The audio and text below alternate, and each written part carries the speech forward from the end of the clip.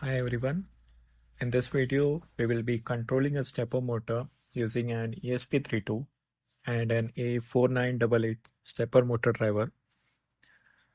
We will do this using Wokwi. First, let's take a quick look at our hardware setup.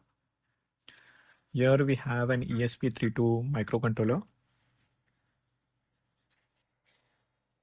We will be using an A4988 stepper motor driver to interact between the ESP32 and the motor.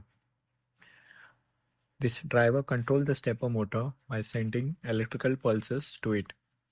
You can control the direction and speed of the motor by providing a step signal and a DIR signal from the ESP32. Let's start connecting. Connect the power to the 5 volt from the ESP32.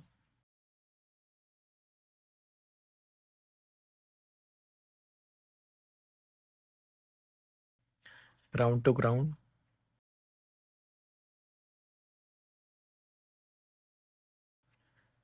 The steps pin connect to the GPIO pin on the ESP32, which is GPIO 16, and the DIR pin connect to GPIO 17.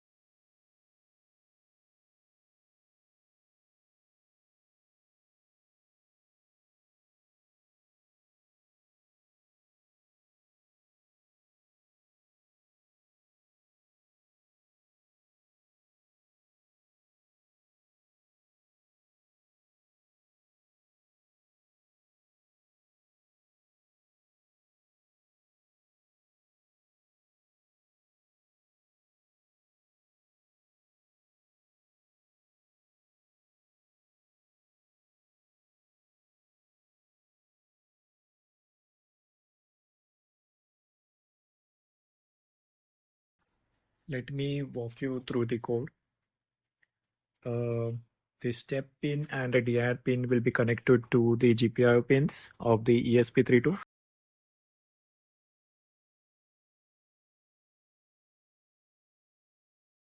In the setup function, we initialize the pins as output and set the direction pin to high, which will make the motor spin clockwise initially. In the loop function, we rotate the motor one full revolution by sending pulses to the step pin. After one revolution, we wait for 1 second, then change the direction by setting the DIR pin to low, making the motor rotate counterclockwise. Delay microsecond function control the speed of the motor. Lower value will make it spin faster and higher value will slow it down. You can experiment with these values to adjust the motor speed. Now let's run the simulation.